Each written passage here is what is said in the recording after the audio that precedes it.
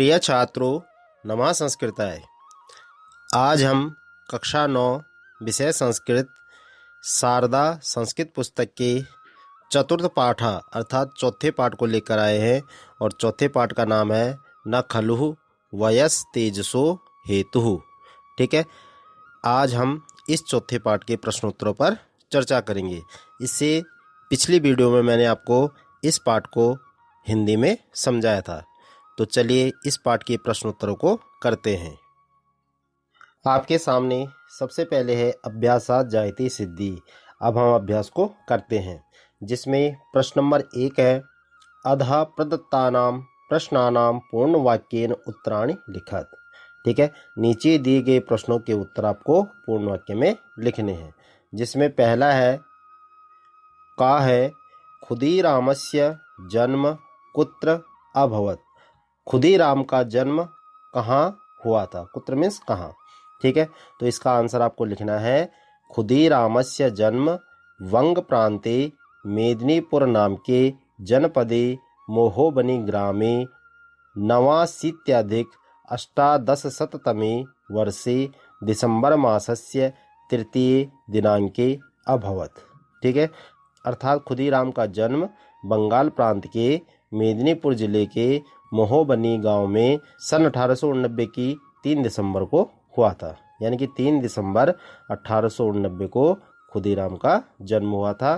ठीक है, ख है खुदीरामः किमर्थं व्यथिता भवति स्म। अर्थात खुदीराम किस कारण दुखी होते थे? तो आपको आंसर लिखना है खुदीरामः देशवासिषु जायमानान् अत्याचारान् दृष्ट्वा व्यथितः भवति स्म। आंग्लानाम् अत्याचारः तस्य हृदयं व्यथयन्ति स्म। ठीक है, अर्थात खुदीराम देशवासियों पर हो रहे अत्याचारों को देखकर दुखी होते थे। अंग्रेजों के अत्याचार उनके हृदय को पीड़ित करते थे। प्रश्न नंबर 3 है, पहले का तीसरा है सत्येंद्रनाथा किम उपदिष्टवान। अर्थात सत्येंद्रनाथ ने क्या उपदेश दिया था? तो आपको आंसर लिखना है सत्येंद्रनाथा उपादिशत।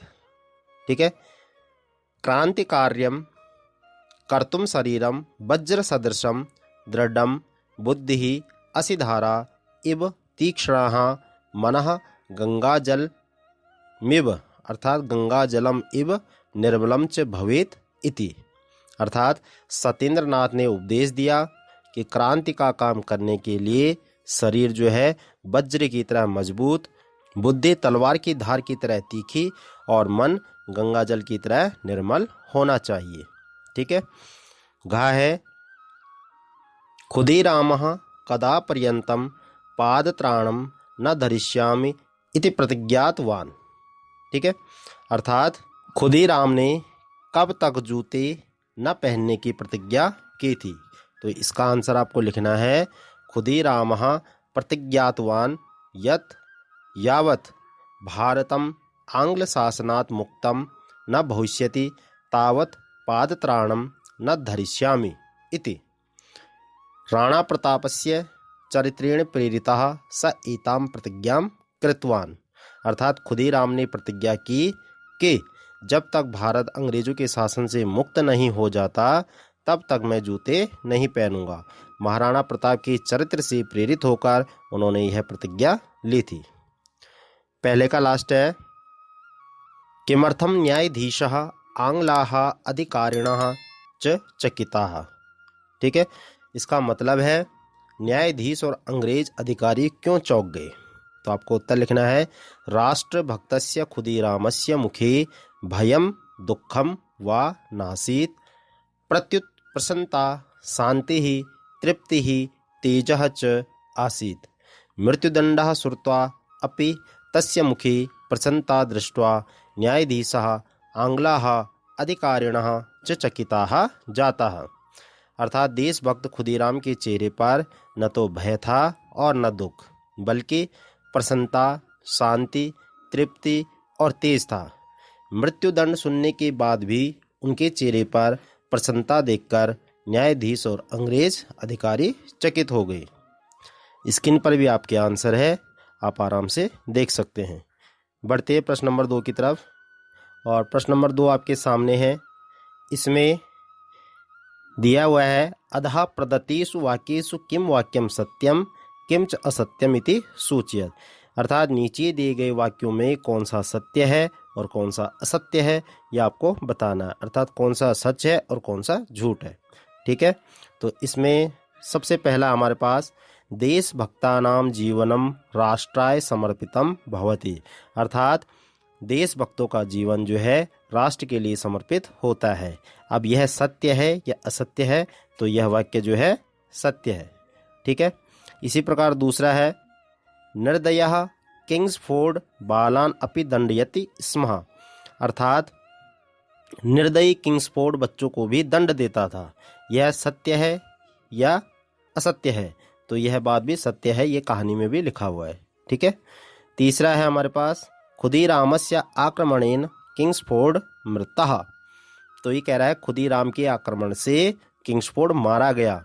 तो आपको बताना है कि यह बात सत्य है या असत्य है, तो इसका आंसर आएगा असत्यम, क्योंकि किंग्सफोर्ड नहीं मरा था, उसकी जगह पे कोई और मरा था। फिर है खुदीरामः किंग्सफोर्ड महोदयस्य रथस्य उपरि विस्फोटकम क्षिप्तवान। इस लाइन का मतलब है कि खुदीराम ने किंग्सफोर्ड की गाड़ी पर बम फेंका था, विस्फोट फेंका था, अर्थात बम फेंका था। तो यह बात आपको बतानी है, तो इसका आंसर आएगा सत्यम। ये सत्य है, उन्होंने उसकी गाड़ी पर क्या है, विस्फोटक गिराया था। ठीक है, यानी कि बम गिराया था। फिर लास्ट हमारे पास खुदीरामः बालान संगठनम कृत्वा पदयात्राम आयोजयति स्म। तो ये आपको बताना है, इसका मतलब है कि खुदीराम बच्चों को संगठित करके पद यात्रा आयोजित करते थे। तो यह बात जो है सही है और इसका आंसर आएगा सत्यम। क्या आएगा, सत्यम। स्क्रीन पर भी आपके आंसर है, आप आराम से देख सकते हैं। ठीक है, पहला वाक्य सत्य है, दूसरा वाक्य भी सत्य है, तीसरा असत्य है, चौथा सत्य है और पांचवा भी सत्य है, केवल तीसरा असत्य है। बढ़ते हैं प्रश्न नंबर 3 की तरफ। स्क्रीन पर भी आपके आंसर है, आप आराम से देख सकते हैं। प्रश्न नंबर 3 है हमारे पास। प्रश्न नंबर 3 है अधः प्रदत्तानां संवत्सराणां शब्दानां अंकैः सम्मीलनं कुरुत। नीचे दी गई संवत्सरों के शब्दों को आपको अंकों के साथ मैच करना है। यानी कि इधर जो दिए गए हैं ये संवत्सरों के नाम है और इधर अंकों में इनको मेल करना है कि ये जो संख्या लिखी है ये इनमें से कौन सी होगी। ठीक है, इधर वाले में से कौन सी होगी।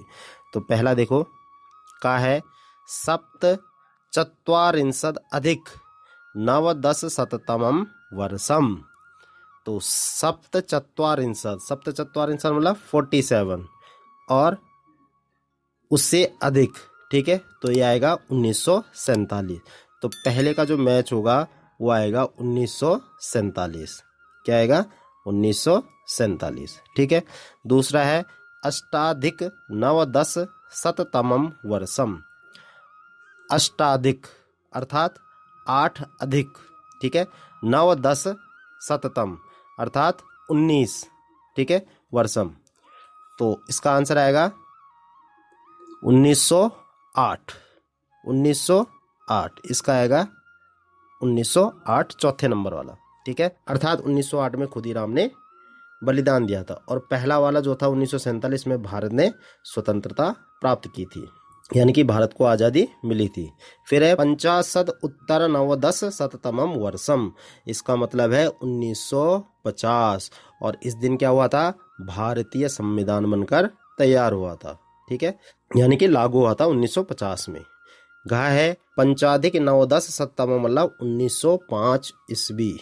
ठीक है, और 1905 में क्या हुआ था, बंग भंग आंदोलन 1905 में हुआ था। लास्ट है नवाशीत्यधिक अष्टादशशततमं वर्षम अर्थात 1889 को क्या हुआ था, खुदीराम का जन्म हुआ था। स्क्रीन पर भी आपके आंसर है, आप आराम से नोट कर सकते हैं। बढ़ते हैं अगले प्रश्न की ओर, प्रश्न नंबर 4। और प्रश्न नंबर 4 में आप देखेंगे कि अधः प्रदत्तानि पदानि आधृत्य चित्रम दृष्ट्वा पंचवाक्यानि लिखत। आपको जो है नीचे दिए गए चित्र को देखकर आपको 5 वाक्य बनाने हैं। ठीक है, नीचे दिए गए चित्र को देखकर 5 वाक्य बनाने हैं और बहुत आसान भाषा में बनाने हैं। ठीक है, तो चलते हैं, बनाते हैं। आपको मंजूषा भी दे रखी है, इस मंजूषा का यूज भी आप कर सकते हैं, इससे भी बना सकते हैं। तो चलिए बनाते हैं।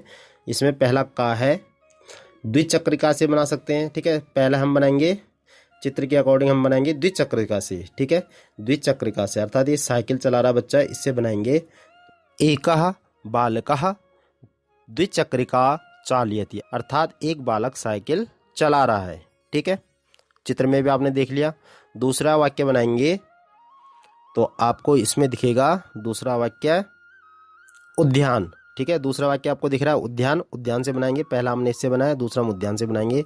तो उद्यान में बनाएंगे हम बालकाः उद्याने कंदुकेन क्रीडन्ति। आप चित्र में देखेंगे तो बच्चे जो है बॉल से खेल रहे हैं। तो बालकाः उद्याने कंदुकेन क्रीडन्ति, अर्थात बालक उद्यान में गेंद से खेल रहे हैं।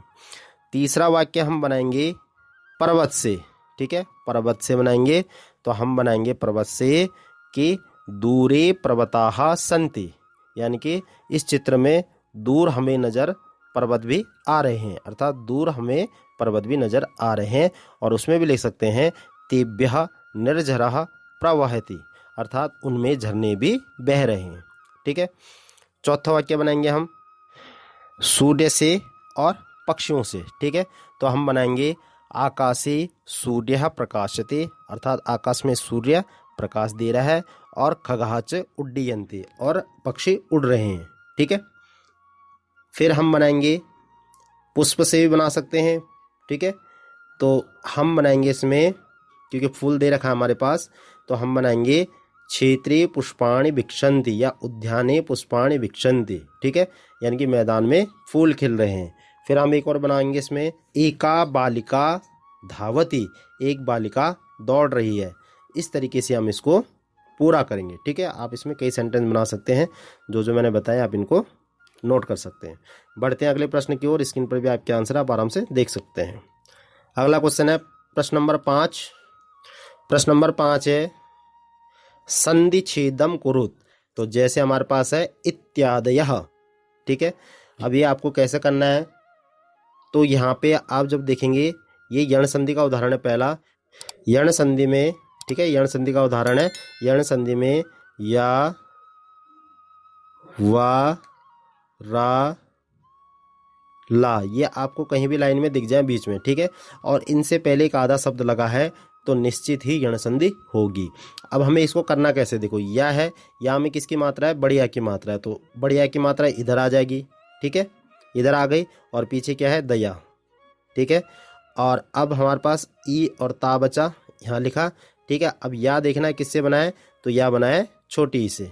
ठीक है, छोटी बड़ी दोनों से बनता है, लेकिन ज़्यादातर छोटी आती है। तो इति प्लस आदय इसका आंसर आएगा। आपकी स्क्रीन पर भी आंसर है, तो इसका आंसर आएगा इत्यादय का इति प्लस आदयः। ठीक है, इति प्लस आदयः इत्यादयः। दूसरा है सर्वे अपि, ये पूर्व रूप संधि है।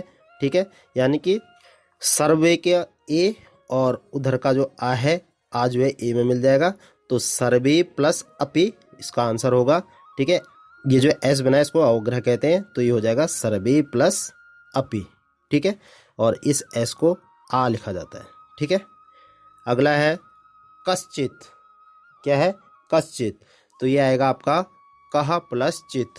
जो ये आपका श है ये विसर्ग में बदल जाएगा, तो कह प्लस चित हो जाएगा। फिर है प्रत्येकम, ये भी यण संधि का, देखो या यहाँ पे भी थी, यहाँ पे भी थी, इससे पहले आधा शब्द था, इससे पहले आधा शब्द है, तो प्रत का जो ता है, ठीक है, उसमें ई की मात्रा लग जाएगी प्रति, और या में जो ए है उधर चला जाएगा, प्रति प्लस एकम प्रत्येकम। ठीक है, और ये इंपॉर्टेंट है वयस तेजसा, तो जो सा है आधा इसका विसर्ग हो जाएगा वयः प्लस तेजसा, वयः प्लस तेजसा। फिर है अचिरादेव। अचिरादेव, यहाँ पे देखो त वर्ग का तीसरा अक्षर आ रहा है दा, तो इसकी जगह पे हो जाएगा ता। अचिरात प्लस उसका ता का जो ए है वो उधर चला जाएगा। ठीक है, दा में जो ए है उधर चला गया और दा का ता हो गया, तो ता हलंत हो जाएगा, ए उधर चला जाएगा एव। अचिरात प्लस एव, स्क्रीन पर भी आपके आंसर है, आप आराम से देख सकते हैं। बढ़ते हैं प्रश्न नंबर 6 की तरफ। प्रश्न नंबर 6 है हमारे पास, विग्रह वाक्यम दृष्ट्वा पाठ्य पुस्तकात समस्त पदानि चित्वा पूरयत। कह रहा है विग्रह वाक्य देखकर, ये आपके पास विग्रह करके 2-3 सेंटेंस में दे रखे हैं, इनको देखकर पाठ्य पुस्तकात से आपको समस्त पद लिखकर चुनिए, यानी कि इनके आंसर आपके किताब में ही दे रखे हैं। ठीक है, तो पढ़ते हैं, तो इनके आंसर करते हैं। जैसे पहला है इसमें देशस्य भक्ताः, देशस्य भक्ताः, तो देशस्य में आप देखेंगे षष्ठी विभक्ति लगी है। ठीक है, विभक्ति को हटा दो, देश बचेगा और भक्ताः, तो क्या बन जाएगा देशभक्ताः, यानी कि षष्ठी तत्पुरुष समास। खा है बालः च क्रांतिवीरः च, अब बीच में जब चा आता है, चा का मतलब होता है और जब चा बीच में आता है तो द्वंद्व समास होता है। तो आपको क्या करना है, बाल और क्रांतिवीर एक साथ लिखना है, बाल क्रांतिवीर। ठीक है, और पीछे 2 बिंदे लगा देंगे तो क्या बन जाएगा बाल-क्रांतिवीरः। चा जो है दोनों जगह से हट जाएगा, बाल-क्रांतिवीरः, ये है द्वंद्व समास। तीसरा है वज्रेण सदृशम, अब ये वज्र में एन लगा है। ठीक है, तो एन को हटा देंगे तो क्या बन जाएगा वज्र सदृशम। ठीक है, एन हटा देंगे, विभक्ति जब हमारे पास विग्रह दिया होता है उसमें से विभक्ति को हटा देते हैं, तो वज्र में जो एन लगा है उसको हटा देंगे तो बन जाएगा वज्र सदृशम। ठीक है, फिर है असेहे धारा, असेहे धारा, ये असे मतलब तलवार, ठीक है, धार मतलब धार, तलवार की धार, ये है षष्ठी तत्पुरुष। तो असे धारा, तो असे में जो एहे है उसे हटा देंगे तो बनेगा असि धारा।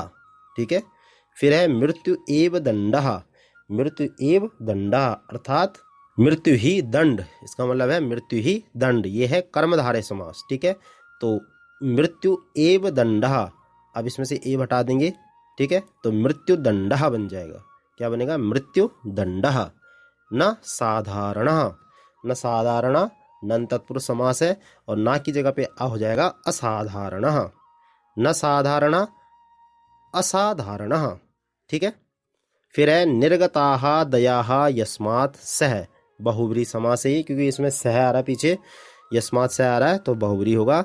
निर्गता दया यस्मात् सह, इसका आंसर आएगा निर्दयः। ठीक है, निर्गता दया निर्दयः। ठीक है, स्क्रीन पर भी आपके आंसर है, आप आराम से देख सकते हैं। बढ़ते हैं प्रश्न नंबर 7 की तरफ। 7 में आपको क्या करना है, लंग लकारः तवतु प्रत्ययः स्मः तप प्रत्यय। ठीक है, एक तवतु प्रत्यय, एक स्म है, एक तप प्रत्यय है। इते सर्वे अपि भूतकालम सूचयन्ति, ये सभी तवतु प्रत्यय, स्म और तप प्रत्यय, ये तीनों जो है ये भूतकाल को सूचित करते हैं। अधः दत्तानि वाक्यानि सूचना अनुसारम परिवर्तयाद, नीचे दिए गए वाक्यों को आपको सूचना के अनुसार, ये सूचना दे रखे इनके अनुसार आपको इनको बदलना है। ठीक है, तो आप देखिए जैसे पहला है खुदीरामा हुतात्मा जाता, तो हुतात्मा तक सेम रहेगा, जाता है की जगह पे देखो, जाता की जगह पे हो जाएगा अजायत, लंग लकार है। ठीक है, लंग लकार में इसको बदल दिया। ठीक है, अजायत, ऐसे हमें सारे बनाने हैं।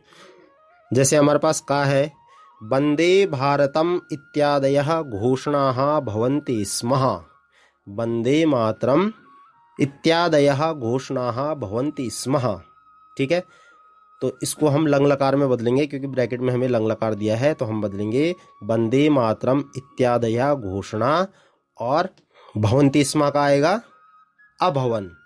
ठीक है, क्या आएगा भवन्ति स्म का, भवन्ति स्म का लंग लकार अभवन। ठीक है, ये इसका आंसर आएगा अभवन। फिर दूसरा है सत्येंद्रनाथ खुदीरामम उपादिशत, सत्येंद्रनाथ ने खुदीराम को उपदेश दिया था, इसको हमने तवतु प्रत्यय बनाकर बदलना है।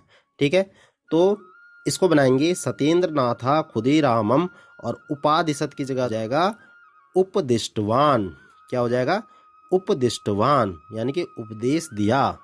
ठीक है, सत्येंद्रनाथ खुदीरामम उपदिष्टवान, इसको हमने तवतु प्रत्यय में बदल दिया। ठीक है, केवल आपको क्रिया बदलनी होती है।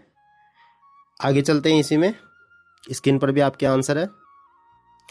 गा है सह नवमी कक्षाम पूर्णा कर्तुम न शक्तवान, सह नवमीं कक्षाम पूर्णाः कर्तुम न शक्तवान, इसको लंग लकार में बदलना है। ठीक है, तो इसको बदलेंगे तो शक्तवान का हो जाएगा अशक्नोत। ठीक है, यानी कि सह नवमी कक्षाम पूर्णांग कर्तुम न अशक्नोत। ठीक है, लंग लकार में बदलेंगे तो लंग लकार में आ धातु से पहले लग जाता है। घा है क्रांतिवीराः आंग्लानां मनसि आतंकम अजनयन्। ठीक है, क्रांतिवीराः आंग्लानां मनसि आतंकम अजनयन्। ठीक है, इसको इसम से बनाना है, यानी कि भूतकाल में ही है इसमें, इसको बदलना है। तो हम बदलेंगे क्रांतिवीराः आंग्लानां मनसि आतंकम जनयन्ति स्मः। ठीक है, क्या आएगा? जनयन्ति स्मः। अजनयन का स्म रूप बनेगा जनयन्ति स्मः, वे डर उत्पन्न करते थे, इसका मतलब है। ठीक है, लास्ट है प्रफुल्लः भुसुण्डयः गोलिका प्रहारम कृतवान। इसको लंग लकार में बदलना है, तो ये क्रिया बदलेगी, जैसे यहाँ पे इसका बदला था। ठीक है, तो हम आंसर बनाएंगे प्रफुल्लः भुसुण्डया गोलिका प्रहारम, और कृतवान की जगह पे हो जाएगा लंग लकार में अकरोत, अर्थात उसने गोली मारी। अब ये भुसुण्डया हमने पहले भी पढ़ा था बुक में, जब हम हिंदी अनुवाद कर रहे थे तब ये शब्द आया था। इसका मतलब होता है बंदूक। ठीक है, बंदूक से गोली मारी। ठीक है, तो इस कृतवान का बनेगा अकरोत। स्क्रीन पर भी आपके आंसर है, आप आराम से देख सकते हैं। आगे बढ़ते हैं प्रश्न नंबर 8 की तरफ। कह रहा है पाठे कदाचित कस्यचित इति एवं विधानि पदानि सन्ति, एतानि चित्त प्रत्ययुक्तानि अव्ययानि भवन्ति, एतानि पदानि विशेषणानि भवन्ति, चित्त प्रत्ययस्य योजनेन अर्थे अनिश्चयस्य भावः सूच्यते। तो इसका मतलब है, इसका मतलब बताते हैं आपको। ये कह रहा है कि जब किसी के बारे में निश्चित जानकारी नहीं होती तब चित्त प्रत्यय लगाते हैं, जैसे कोई, कहीं, कभी, इस तरीके से। ठीक है, जब हम चित्त प्रत्यय को जोड़ते हैं तो यह अनिश्चय का भाव देता है। ठीक है, आप ध्यान से देखेंगे, जैसे कदाचित है, केनचित है, कतिचित है। ठीक है, कथम प्लस चित, कह प्लस चित, बहुत सारे हैं। ठीक, कदा प्लस चित, कदाचित, केन प्लस चित, केनचित, कति प्लस चित, कतिचित, कथम प्लस चित, कथनचित, कह प्लस चित, कश्चित। इसी प्रकार ये सारे इनके एग्जाम्पल नीचे दिए हुए हैं, तो हम इसको करेंगे। इसमें देखो कश्चित, काचित, किंचित, कुत्रचित, कदाचित। तो पहला दे रखा है कश्चित बालकः गच्छति। ठीक है, कश्चित बालका गच्छति, इसको कश्चित से बनाया, तो कश्चित बालका गच्छति मतलब कोई बालक जाता है। अब हम बालिका का बनाएंगे, और बालिका का हम काचित से बनाएंगे। दूसरा है काचित, तो काचित से बनाएंगे, तो हम लिखेंगे काचित बालिका गच्छति। काचित मतलब कोई, कोई बालिका जाती है। ठीक है, तीसरा है गा फलम खादतु, तो इसको हम किससे बनाएंगे? किंचित से। तीसरा हमारे पास किंचित है, किंचित से बनाएंगे, तो बनाएंगे किंचित फलम खादतु, किंचित फलम खादतु, अर्थात कुछ फल खाओ। किंचित मतलब होता है कुछ। ठीक है, फिर है लेखनी लुप्ता, लुप्ता मतलब गायब होना, तो इसको बनाएंगे हम कुत्रचित से। ठीक है, कुत्रचित से बनाएंगे, तो हम लिखेंगे लेखनी कुत्रचित लुप्ता, यानी कि कुत्रचित मतलब कहीं, लेखनी कहीं खो गई है। लेखनी कुत्रचित लुप्ता, लेखनी कहीं खो गई है। ठीक है, और अगला है सह आगच्छेत, सह आगच्छेत, इसको हम कदाचित से बनाएंगे। ठीक है, तो क्या बनाएंगे? सह कदाचित आगच्छेत, सह कदाचित, बीच में कदाचित लगा देंगे, सह कदाचित आगच्छेत, वह कभी आए, यानी कि संभावना है, संभावना और इसमें कि वह कभी आए। ठीक है, कदाचित मतलब होता है कभी। ठीक है, सह कदाचित आगच्छेत। स्क्रीन पर भी आपके आंसर आप आराम से देख सकते हैं, यह आपका घर के लिए, इसको आप करेंगे आराम से पढ़ के। तो प्रिय विद्यार्थियों, ये थे आपके पाठ 4 के प्रश्न उत्तर, जिनको हमने आपको हिंदी में भी समझाया है और बहुत ही अच्छे तरीके से आपको समझाए हैं। उम्मीद करता हूँ आपको समझ में आए होंगे। तो प्रिय विद्यार्थियों, आपको वीडियो कैसी लगी हमें कमेंट बॉक्स में कमेंट ज़रूर करिएगा, और अगर आपको वीडियो अच्छी लगी हो तो प्लीज़ वीडियो को लाइक करें, ज़्यादा से ज़्यादा शेयर करें, और अगर चैनल पर पहली बार आए हों तो चैनल को सब्सक्राइब करके बेल आइकन को प्रेस कर दें, क्योंकि ऐसी वीडियो हम आपके लिए बनाते रहेंगे।